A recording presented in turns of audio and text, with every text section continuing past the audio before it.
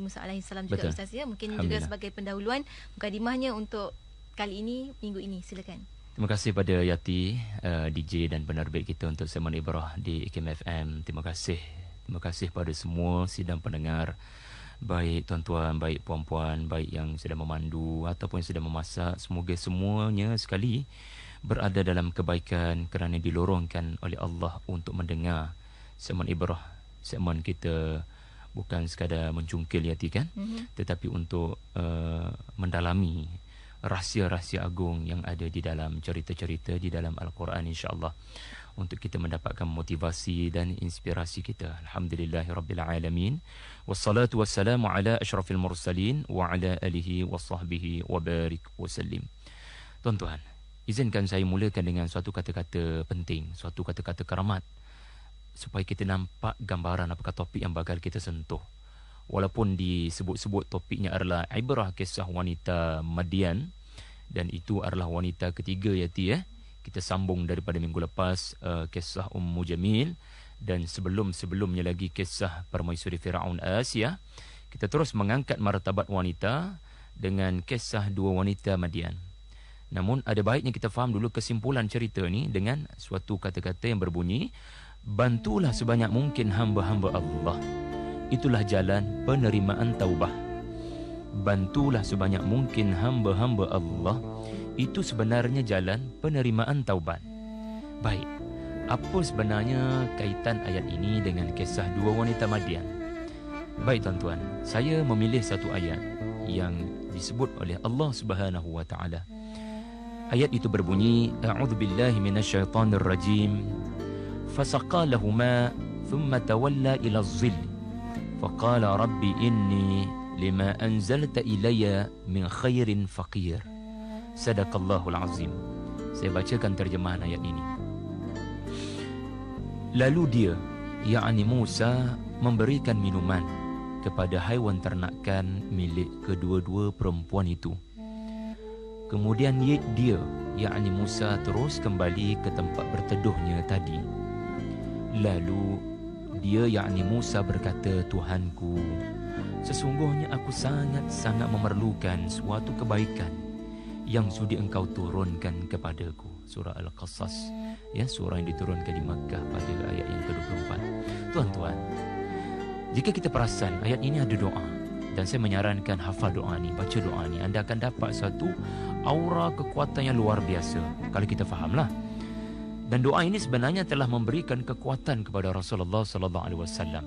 Ya, Nabi bukan sekadar dapat tahu cerita pasal dua wanita Madian, Nabi bukan sekadar dapat tahu cerita Nabi Musa alaihi salam, tetapi Nabi mendapat kekuatan dalam bentuk doa.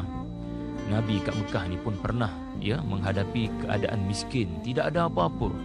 Khadijah pun binti Khuwailid radhiyallahu anha pun sudah fakir, miskin pada waktu ni, walhal dahulunya dia kaya raya.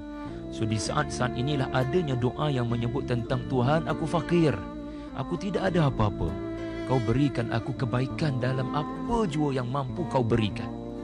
Tuan-tuan, cerita Nabi Musa ni kita tak pelik rasanya, sebab kita pernah bicarakan tahun lepas Yati. Lama rasanya, berbulan-bulan di Radio IKIM ini.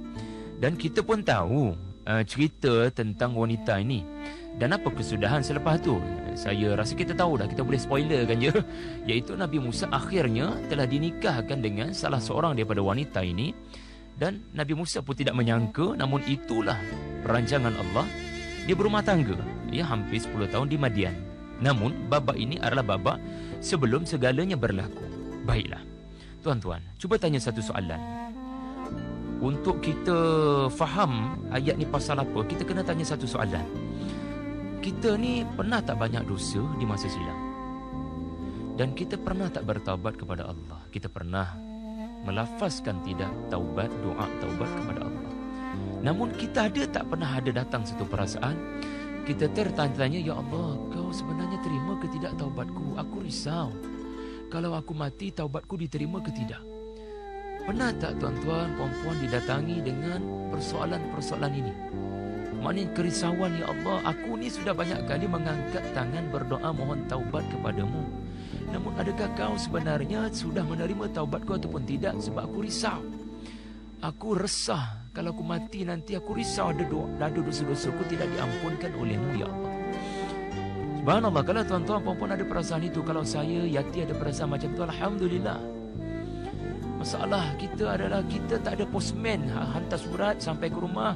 Dalam surat tu daripada langit beritahu kau telah diampunkan. Kalaulah memang ada macam tu, alhamdulillah. Tapi kita tak tahu. Kita ni dah banyak taubat pada Allah, tapi kita tidak pernah tahu dan kita tidak pernah diberitahu. Dan saya nak bagi tahu, Nabi Musa pun tidak pernah diberitahu yang taubatnya telah diterima. Tak percaya, tengok hadis sahih Nabi di akhir kiamat, di kiamat di padang mahsyar. Kenapa umat Nabi Muhammad datang kepada Nabi Musa minta syafaat? Nabi Musa kata, aku tak boleh bagi syafaat sebab aku risau. Aku ni pernah bunuh, aku pernah tumbuk orang, aku tak niat pun nak bunuh, tapi dia mati. Ertinya masih ada penyesalan dan masih risau. Ya Allah, kau ni terima ke tidak taubatku? Jadi segmen ibrah kali ini kita nak singkap satu benda, iaitulah apakah tanda-tanda yang boleh dilihat bahawasanya dengan tanda-tanda itu insya-Allah itu tanda taubat diterima. Sebab nak tunggu surat daripada langit, surat memang takkan turun. Dan kita ni siapa? Kita bukan orang yang soleh mungkin ya, yang Allah beritahu kamu telah diampunkan dosa. Subhanallah. Tuan-tuan, kalau kita singkap, kita belik, kita kaji, kita belik betul-betul, Al-Quran tidak pernah membosankan. Dan cerita dalam surah Al-Qasas ini menawarkan sesuatu yang sangat berharga, iaitulah Allah beri suatu pedoman. Apabila Nabi Musa telah diampunkan Allah, anda lihat apa yang berlaku kepada Nabi Musa. Yang Musa sendiri tidak tahu dia telah diampunkan Allah, tapi anda boleh lihat apa yang Nabi Musa buat. Itu rupanya di antara petanda seseorang itu diterima taubatnya. Baiklah, kita tahu Nabi Musa telah memukul seorang kaki tangan Mesir, kaki tangan Fir'aun dengan tidak sengaja. Lalu mati. Hebat tak hebat dia punya smackdown dia tu, dia punya pukulan dia tu. Tapi Nabi Musa, dia rasa bersalah sangat. Sebab ini bukan sesuatu dalam perancangannya. Dia cuma nak mempertahankan Bani Israel. Tapi akhlak seorang Nabi, walaupun belum lagi menjadi Nabi, inilah peribadi seorang Nabi. Dia rasa bersalah sangat sampai Rabbi inni zalamtu nafsi faghfirli, berdoa tak habis-habis hati. Nabi Musa sentiasa berdoa, ya Allah ampunkan aku tak sengaja, aku bukan niat pun. Namun Nabi Musa tak tahu. Kita ni memang diberitahu Yati. Rasulullah memang diberitahu, iaitu diberitahu dalam surah Al-Qasas, faghafaralah. Allah sebenarnya telah mengampunkan Nabi Musa, tapi Nabi Musa tu sendiri semasa kejadian dia tidak diberitahu. Maka kita tahulah apa yang berlaku selepas itu. Ketika Nabi Musa tidak tahu adakah dia diampunkan Allah, dia melakukan satu perkara yang sangat besar. Namun itu antara dia dengan Allah, tapi dia dengan kerajaan Mesir pun tetap ada masalah. Kerajaan Mesir pun membuat pekeliling untuk dicari Musa ini, bukan untuk ditangkap Yati, untuk dibunuh. Maka Musa melarikan diri, dan dalam perjalanan itu kita pun tahu, kita pun pernah dengar di segmen Ibrah, Nabi Musa sentiasa berdoa kepada Allah sepanjang perjalanan sebab rasa bersalah. Rasa bersalah Nabi Musa berdoa, dia rakamkan dalam surah Al-Qasas, Asa Rabbi an yahdiyani sawa'as sabil. Asa Rabbi an yahdiyani sawa'as sabil. Allah, tunjukkan aku jalan yang betul, keluarkan aku dari jalan yang gelap. Kau tunjukkan aku jalan yang betul. Ya, setengah tafsiran berarti, ya Allah tunjukkan aku jalan keluar daripada kerajaan Fir'aun. Aku takut kena tangkap, maka Allah lorongkan jalan ke Madian. Tetapi ayat ini juga membawa maksud spiritual. Allah, keluarkan aku daripada jalan kegelapan. Aku dah bunuh orang tadi, keluarkan aku ya Allah. Kenapa dia sentiasa berdoa? Sebab dia masih resah. Dia tidak pun tahu dia sudah diampunkan ke tidak. Subhanallah. Maka tuan-tuan, bila sampai saja di Madian, ya Allah ringkaskan cerita dalam 4 patah perkataan je pun. Walamma tawajjaha tilqa'i Madian. 4 patah perkataan je tu. 4 patah perkataan je bagi menggambarkan perjalanan Nabi Musa yang beratus-ratus kilometer bersorangan diri, melarikan diri tanpa sebarang apa-apa. Namun bila sampai sahaja, maka kita sampailah pada ayat tadi. Bila Nabi Musa bersandar dalam keadaan letih dahaga, Allah, kita bayangkan kata Maududi 8 hari perjalanan tanpa makanan Yati. 8 hari 800 km berjalan dengan keadaan kaki sudah pecah-pecah, lapar yang amat sangat, sampai saja di Madian. Terus letih bersandar di bawah teduhan pokok yang memberikan ketenangan. Tiba-tiba Nabi Musa nampak 2 orang wanita yang berada di atas bukit yang sedang memegang kambing-kambingnya dan tidak membenarnya kambing-kambingnya bergerak ke arah sumber air. Sebab ketika itu sumber-sumber air didominasi oleh orang-orang lelaki, dan orang-orang lelaki pada waktu itu memang mendiskriminasikan wanita. Cerita diskriminasi wanita ni bukan baru berlaku je. Dan cerita tentang pejuang wanita ni sebenarnya bukan baru berlaku dan tak perlu ditunjukkan baru berlaku. Nabi ni datang dah memperjuangkan hak asasi wanita. Nabi Musa telah memperjuangkan martabat wanita, iaitu Nabi Musa dia tak sedar duduk. Kita bayangkan dia dalam keadaan penat, letih, tidak ada apa-apa kekuatan. Tiba-tiba nampak depan mata manusia dizalimi, wanita-wanita tidak dibenarkan untuk ambil air, sumber air didominasi oleh kaum lelaki. Nabi Musa ni dia jenis dia tak boleh duduk kalau nampak benda yang tak elok. Dia jenis tak boleh, dia tak boleh terima. Dia kena bertindak. Orang Kelantan kata kena hebel. Dia tak boleh terima. Maka dia yang penat, dia yang letih, dia yang dah separuh mati, dia telah bergerak menuju kepada wanita-wanita ini. Fasaqalahuma thumma tawalla ila zil. Dan dia telah membantu 2 wanita ini. Tuan-tuan tengok dia letih-letih, tapi pergi bantu, pergi tolong hamba-hamba Allah ni. Bantulah sebanyak mungkin hamba-hamba Allah. Itulah jalan penerimaan taubah. Maka lepas bantu tu Yati, ada ke Nabi Musa tanya duduk kat mana? Anak siapa ni? Ada ke Nabi Musa minta upah? Tidak sama sekali. Nabi Musa digambarkan Allah thumma tawalla ila zil. Tawalla ni bukan bererti thumma dhahaba thumma ja'ata. Tawalla ni macam menghadap kiblat. Kita dah tak pandang arah lain, kita kena setia menghadap ke sana. Ertinya bila tolong je pergi ke sumber air dan orang-orang lelaki tidak berani dengan Nabi Musa ni. Nampak Nabi Musa pun dah gerut. Nabi Musa berjaya berikan air kepada haiwan ternakan 2 wanita ini. Dia tidak minta apa-apa, dia terus meninggalkan wanita ini kembali ke tempat dia bersandar tadi, sebab belakang dia sakit sangat. Berjalan 8 hari sakit sangat. Dan dia terus berjalan, tak paling ke belakang dah, tak paling ke belakang dah. Setengah kita tolong perempuan ni jeling-jeling jeling-jeling balik, kok-koklah ada peluang, ada kepentingan, boleh buat menantu ke, boleh buat teman seperjuangan. Nabi Musa bila lepas tolong terus kembali ke tempat berteduh, dan tempat berteduh ini jauh daripada perempuan ini. Kalau bersandar pada pokok dekat dengan perempuan ini tak capai objektif juga. Thumma tawalla ila zil. Lalu dia bersandar. Tuan-tuan tengok doa Nabi Musa. Rabbi inni lima anzalta min khairin fakir. Allah, aku ni tak ada apa-apa sekarang ya Allah. Aku ni diburu. Kalau orang dapat tangkap aku boleh mati. Aku dah tak ada rumah. Aku dulu duduk dalam istana. Aku tak ada perlindungan. Dulu aku melindungi orang. Aku dah tak ada makanan. Aku tak ada minuman. Pakaian aku dah pecah. Aku dah tak selamat. Tolong aku ya Allah. Tuan-tuan, dalam ayat ini cuba kita ambil satu perkataan dia, iaitu khair. Rabbi inni lima anzalta ilayya min khairin faqir.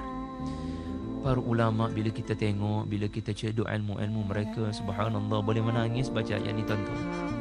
Nabi Musa dia para ulama tafsirkan khair di sini bukan erti Nabi Musa sekadar nak Allah bantu beri apa-apa kebaikan selepas dia membantu orang. Ya Allah, berikan aku apa jua yang baik. Rumah mungkin baik, keselamatan mungkin baik, pakaian mungkin baik, makan minum aku tak lalu perlukan mungkin baik. Ia bukan sekadar Nabi Musa dalam doa ini nak semua-semua tu, tidak. Sebenarnya antara yang dimaksudkan dengan khair ini adalah ya Allah, kau berikan aku kebaikan, iaitu kau berikan aku peluang untuk membantu orang lain dalam keadaan aku tak ada apa-apa. Ya Allah, aku fakir, aku nak lagi peluang bantu orang tu. Itu maksud dia. Ya Allah, aku ini telah kau berikan peluang untuk berbuat baik pada orang, dan aku ni fakir, aku nak lagi ya Allah. Aku nak lagi peluang tu. Seolah-olah kalau kau bagi aku lagi ramai orang yang perlukan bantuan, aku akan bantu ya Allah, sebab ini cara aku nak bertaubat padamu. Nabi Musa tak tahu yang Allah dah terima taubatnya. Dan kalau mungkin Nabi Musa diberitahu, tak pastilah akan berlaku adegan ni ke tidak. Aku dah dibantu oleh Allah, Allah dah terima taubatku, aku tak bantu pun tak apa kot. Rupanya tuan-tuan, Allah Ta'ala menunjukkan kepada kita daripada ayat ini bagaimana Allah memberikan kepada kita, kalau Allah beri kepada kita peluang melakukan kebaikan dan kita melakukan kebaikan pada orang lain, tolong kawan kita, tolong adik-beradik kita, tolong mak ayah kita, ini sebenarnya tanda taubat kita dulu, taubat kita semalam, taubat kita minggu lepas, taubat kita bulan lepas, mudah-mudahan diterima Allah. Sebab Nabi Musa, dia tak tahu taubatnya diterima Allah, tetapi Allah tunjukkan di antara karakter orang yang diampunkan Allah adalah dia akan bantu orang lain meskipun dia tak ada apa-apa. Subhanallah. Inilah dia ibarah daripada doa ni. Subhanallah. Kita berhenti sakat tu dulu Jati, insyaAllah. Dan kembali waktu ini menerusi Ibrah, perkongsian kisah Ibrah wanita ketiga ya, setelah turut Ustaz cerita tentang wanita hari itu dengan Asiah, kemudian bersama dengan Ummu Jamil, dan waktu ini bersama kisah dua wanita Madian bersama dengan yang bagi Ustaz Syahri Abdul Rahman di Konti. Untuk anda sama-sama tanyakan soalan, boleh ditanya kami di 0362051500, Facebook IKIM.FM dan juga Twitter, SMS juga, sama kita tanyakan soalan. Dan Ustaz, bila Ustaz dah terangkan tadi Ustaz, bagaimana Allah sentiasa membantu hambanya sekiranya hambanya saling bantu saudaranya yang lain.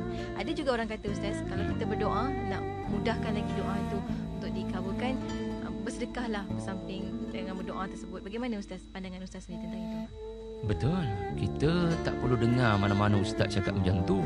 Kita tengok cerita Nabi Musa pun kita dah dapat jawapan tu. Kalau nak Allah cepat mustajabkan doa kita, maka banyakkan membantu orang lain yang memerlukan. Rasulullah sallallahu alaihi wasallam bersabda, "Innallaha 'ala 'auni 'abdihi ma dama al-'abdi 'ala 'auni akhi." Allah sentiasa membantu hamba-hambanya sekiranya hamba-hambanya memilih untuk sentiasa membantu saudara-saudaranya. Tuan-tuan, kalau kita tengok surah Al-Qasas ini, kita belik, kita baca, kita teliti. Bacalah tuan-tuan, ya, jangan biarkan Al-Quran berabuk dekat erat rumah kita. Jangan biarkan kita belik surah Al-Qasas ni bulan Ramadan, ya sayang. Kita tahu cerita Nabi Musa ni paling banyak dalam Quran, tapi kita kadang-kadang tidak pun menyebutkan diri kita dengan apa sebenarnya sebab Allah ceritakan pasal Nabi Musa banyak sangat. Adakah Allah nak ceritakan tentang cerita sejarah Nabi Musa? Sedangkan Al-Quran untuk orang Islam, bukan untuk orang Yahudi, bukan untuk Bani Israel. Al-Quran bukan Taurat. Rupa-rupanya tengok contoh ya, sebagai contoh. Allah gambarkan dengan satu huruf sahaja. Tapi dengan satu huruf itu kita dah boleh faham Nabi Musa dia tak berfikir panjang nak tolong orang. Dia tak fikir panjang untuk tolong seseorang yang memang dia tahu orang tu dalam proses, dalam keadaan memerlukan. Allah hanya menggunakan fa as-sababiyah iaitu fasaqalahuma. Fa di situ artinya bukan falamma ni mengambil masa beberapa lama, fikir panjang sikit. Aku dapat manfaat ke aku tolong dua orang ni? Dua orang ni macam tak suka pun ke aku. Kalau aku tolong, apa manfaat aku dapat? Aku pun bujang lagi. Kalau aku tolong, dua orang tak minat, baik tak payah, baik tolong orang lain. Wal'iyadzubillah. Bila Allah hanya menggunakan satu huruf sahaja, kita yang baca Quran ni dah wakaf dekat sini ni. dah terhentik. Cepatnya Nabi Musa menghulurkan bantuan. Tak fikir panjang. Nabi Musa bagi telinga je. Nabi Musa tanya, kamu ni kenapa? Ma khatabukuma? Maka dua orang wanita itu berkata, kami tak boleh nak bagi air kepada binatang ternakan kami ini sebab lelaki menguasai sumber air dan ayah kami tua. Ayah kami tak boleh nak melakukan kerja ini, kami yang kena melakukan kerja ini. Ya, wanita ni boleh bekerja ya sebenarnya kalau kena cara-cara dalam surah Al-Qasas beritahu. Kerana ayah dah tua, maka anak kena bekerja. Maka anak bekerja menggantikan tugas sebenar ayah yang sudah tua. So bila Nabi Musa mendapat tahu dia sendiri memerlukan bantuan, tapi dia tengok ada orang lain lagi susah daripada dia, padahal dia tu lagi susah daripada orang lain. Fasaqalahuma, dia tanpa fikir panjang, dia terus bantu.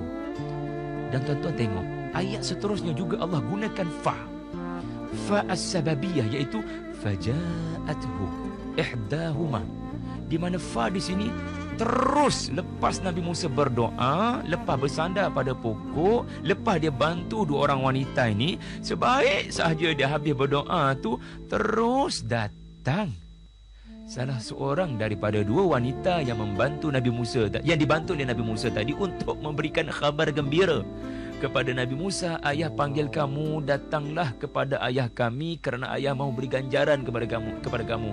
Di sinilah bermulanya segala-gala kesenangan untuk Nabi Musa. Dan Nabi Musa tidak pernah menjangkakan doanya dimustajabkan dalam hal ini.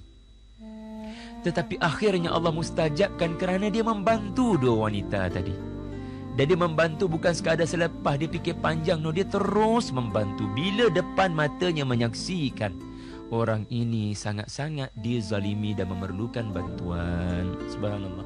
Itulah Yati, ya. Wallahu alam. Alhamdulillah. Dan kalau kita lihat di surah Al-Qasas ni Ustaz, daripada ayat 21 sehingga ayat yang ke-24, banyak doa, ada 2-3 doa Ustaz yang dibacakan oleh Nabi Musa alaihi salam. Cuma sahabat kita di Facebook Lola tanyakan nak minta Ustaz ulang doa yang betul-betul dibaca. Kalau boleh Ustaz kata tadi hafal, kalau boleh hafal doa ni. Yang satu tu Ustaz. Rabbi inni lima anzalta ilayya min khairin faqir. Tuan-tuan, kalau nak hafal doa ni, kita ni kena ada situasinya. Maknanya situasi kita adalah mestilah fakir. Fakir bukan dalam arti kata bankrupt. Fakir di sini kita ditimpa musibah yang mana kita sudah tidak ada sebarang kekuatan. Kita terlalu fakir daripada sebarang bantuan. Allah takdirkan kereta kita kena langgar, contohnya. Allah takdirkan anak kita sakit, contohnya. Allah takdirkan suami bermasalah dengan kita, isteri menimbulkan masalah dengan kita. Allah takdirkan kita dipecat. Allah takdirkan macam-macam takdir yang berat, sehingga kita rasakan, ya Allah, tak ada orang nak bantu aku, maka kita fakir. Sebab yang paling ghani adalah Allah. Allah yang kaya, kita fakir, kita tak boleh ada apa-apa. Nak minta tolong orang tak nak bantu kita. Boleh tak bagi bantuan pinjaman, orang tak nak bantu kita. Boleh tak tolong baiki kereta saya, tak ada orang nak bantu kita. Boleh tak tolong support anak saya, tak ada orang nak bantu kita. Maka kita fakir. Dan saya yakin kita semua ada situasi ni. Dan bila kita baca doa ni, kita dapat kekuatan. Kekuatannya apa? Rabbi lima anzalta ilayya min khairin faqir. Pertama sekali, ya Allah, lorongkan aku khair. Berikan aku peluang untuk buat baik pada orang. Aku nak orang buat baik pada aku, bantu aku yang sedang fakir. Tapi aku sendiri tak boleh untuk kau mustajabkan doa selagi aku tidak membantu orang lain. Kau rezekikan kepada aku untuk bersedekah. Ketika aku tak ada duit ni, ya Allah, kau rezekikan aku 2-3 ringgit pun tak apa, tapi aku boleh bersedekah pada orang yang paling memerlukan.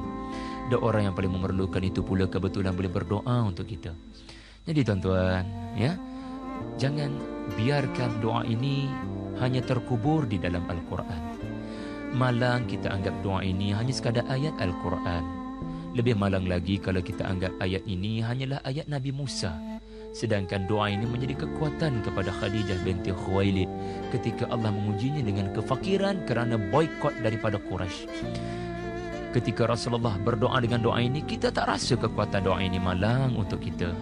Maka jangan biarkan Al-Quran itu, jangan biarkan surah Al-Qasas ayat 24 ini hanya dibaca, didekati, didengar dalam bulan Ramadan saja, ya, insya-Allah. InsyaAllah. Semoga dengan apa juga penerangan yang telah berikan bagi Ustaz dapat meyakinkan lagi, menambah keyakinan ketika kita berdoa, insya-Allah. Dan